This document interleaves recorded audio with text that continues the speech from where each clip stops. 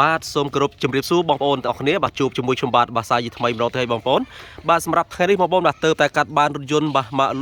លុចស៊ីបងប្អូនបាទអុយ300បាទឆ្នាំ99ពណ៌ទឹកមាសមួយគ្រឿងទៀតហើយបងប្អូនយកមកថតចែកជូនបងប្អូនប្រិមិត្តអំពូមីងបាទដែលកំពុងតែស្វែងរកបងប្អូនណារថយន្តប្រភេទលក្ខណៈគ្រួសារយកទៅប្រើប្រាស់បាទសម្រាប់ឡាននេះបងប្អូនឃើញបាទការតបតែងក៏ដូចជាសម្បកកងយ៉ាន់ស្អាតមែនទែនបងប្អូនហើយ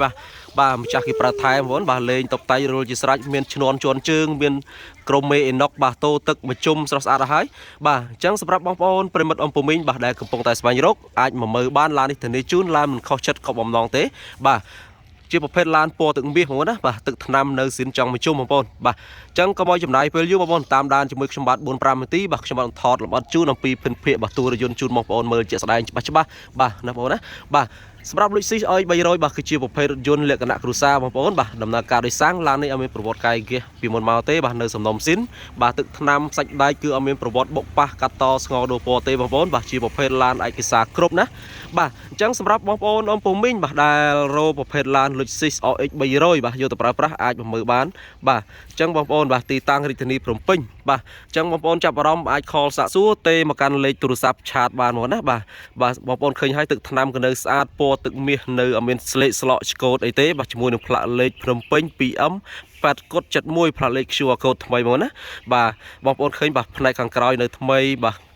ទឹកថ្នាំនៅមួយជុំអេមបាទបងប្អូនជាពិសេសយ៉ាន់បងប្អូនមើលយ៉ាន់បាទស្អាតមែនតើណាបាទយ៉ាន់ឡើងសេរីហើយបងប្អូនបាទស្អាតមែនតើបាទអញ្ចឹង OX 300បាទគឺជាប្រភេទរថយន្តលក្ខណៈគ្រួសារ SUV បងប្អូនបាទគុណភាពទាំងជើងក្រោមម៉ាស៊ីនប្រអប់លេខម៉ាស៊ីនត្រជាក់គឺនៅអេមមែនតើឡាននេះបាទអត់ខកបំណងទេបងប្អូនរស់ឡើងបាទទឹកថ្នាំនៅអេមមែនតើបាទឯកសារគ្រប់បងប្អូនណាបាទបងប្អូនឡាននេះបំពាក់ចង្គៀងគុជរួចរាល់ជាស្រេចបងប្អូនបាទនេះបងប្អូនបាទចង្គៀងគុជសេរីថ្មីបងប្អូនងាយស្រួលធ្វើដំណើរពេលយប់បាទបំភ្លឺផ្លូវច្បាស់តែម្ដងបងប្អូនណាបាទបងប្អូនប្រិមិត្តអរគ្នាបាទបន្ទាប់ពីបងប្អូនឃើញអំពីភិនភាគមួយជុំហើយបាទអញ្ចឹងខ្ញុំបាទនាំបងប្អូនបាទទៅមើលផ្នែកខាងក្នុងអេតាខាងក្នុងវិញម្ដងបាទឡាននេះគឺតុបតែងរួចជាស្រេចបងប្អូនមានត្រឡោកកញ្ចក់មើលក្រោយក្រមេបាទជាមួយនឹងអេណុកបាទដៃទាញទ្វារបាទក្របក្រមេអស់ហើយបាទអញ្ចឹងមកមើលផ្នែកខាងក្នុងបងប្អូនបាទកលុកកលៀតសាច់ដែកនៅថ្មីស្អាតបងប្អូនអត់មានប៉ះពីពុកច្រេះទេនៅសំណុំស្អាតបងប្អូនណាបាទស្រកជញ្ជាំងនៅថ្មីស្អាតបងប្អូនបាទនេះកងតាក់ជាកញ្ចក់ឡុកអីនៅដំណើរការទាំងអស់បងប្អូនណាបាទនៅដំណើរការទាំងអស់បាទចំណែកឯផ្នែកខាងក្នុងវិញគឺនៅសំណុំស៊ីនបងប្អូនបាទមានកម្រាលតាប់ឡូបាទស្បែកពូកអីនៅស្អាតបងប្អូនណាបាទនៅថ្មីស្អាតតែម្ដងបាទចង្កូតបំពាក់ហ្វមិកាបាទមួយឈុតបងប្អូនបាទផ្នែកខាងក្នុងនេះបំពាក់ហ្វមិកាមួយឈុតបងប្អូនមួយញ៉េនៅដំណើរការធម្មតាបាទឡានថ្មីស្អាតបងប្អូនបាទជាប្រភេទដបូលបើកបងប្អូនណាបាទនេះបាទជាប្រភេទដបូលបើកបាទអញ្ចឹងសម្រាប់បងប្អូនអំពូមីងដែលរោឡានស្អាតយកទៅប្រើប្រាស់បាទលុចស៊ី OX 300នេះអាចមកមើលបានបងប្អូនបាទនៅអេមែនតើបាទនៅថ្មីស្អាតតែម្ដងកលុកកលៀតសាច់ដែកអីនៅថ្មីបាទនេះបងប្អូនមើលកលុកកលៀតសាច់ដែកបាទគឺនៅថ្មីស្អាតអត់មានពុកច្រេះអីទេហើយក៏អីចុចនៅដំណើរការបងប្អូនណាបាទនៅដំណើរការទាំងអស់ឡើងចុះមុខក្រោយបានបាទនៅដំណើរការបងប្អូនក៏អីចុចបាទបងប្អូនចាប់អារម្មណ៍បាទឆាតសាកសួរបានបងប្អូនខលសាកសួរបាទជួយ like share ម្នាក់មួយបងប្អូនដើម្បីបងប្អូនទទួលបានព័ត៌មានមួយទឹករថយន្តមួយទឹកបាទបងប្អូនមើលទឹកថ្នាំបាទមើលគៀកបន្តិចបាទគឺអាឡងស្រលតែម្ដងបងប្អូនណាបាទទឹកថ្នាំគឺអាឡងស្រលមួយជុំបងប្អូនអត់មានស្លេកស្លោកអីទេបងប្អូនណាបាទនៅស្អាតតែម្ដងបាទអញ្ចឹងមកមើលផ្នែកខាងក្រោយវិញម្ដង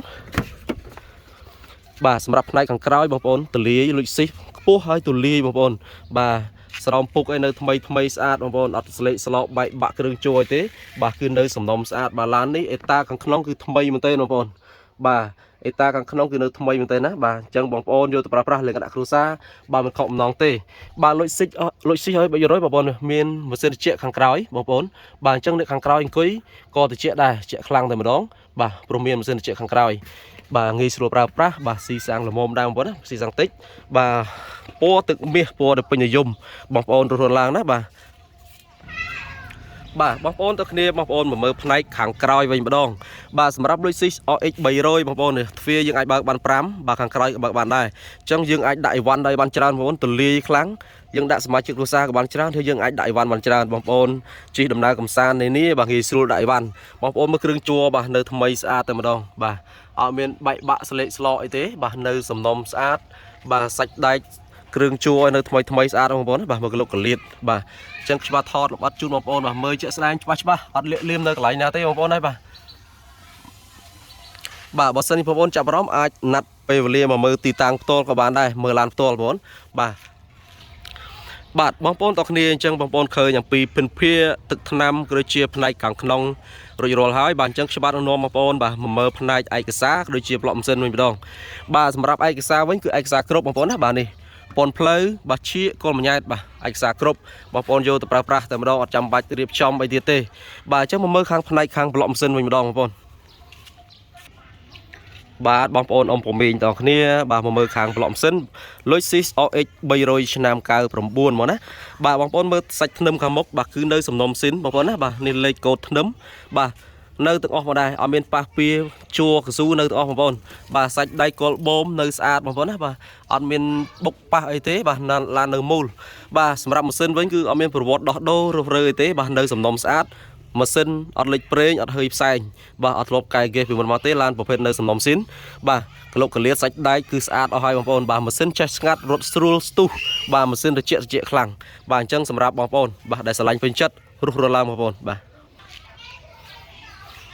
បាទបងប្អូនប្រិមិត្តបាទទីចិត្តឆ្ងាយជាទីគោរពបាទខ្ញុំបាទធ្វើការថតចាក់ជូនគ្រប់ពិនភាគនៃទូរយន្តតែប៉ុណ្នេះបាទបើសិនជាបងប្អូនចាប់អារម្មណ៍ឬក៏ចង់ដឹងនូវព័ត៌មានលម្អិតបន្ថែមបាទសូមតាក់ទងមកកាន់លេខទូរស័ព្ទឬក៏ឆាតមកកាន់ page បានបាទជាចុងក្រោយបងប្អូនបាទថ្មីដែលមកកាន់ page ខ្ញុំបាទសូមជួយ like share follow page មួយបងប្អូនដើម្បីបងប្អូនទទួលបាននូវព័ត៌មានរយន្តមួយទឹកបាទតម្លៃល្អក្រមទីផ្សារពីខ្ញុំបាទជារៀងរាល់ថ្ងៃ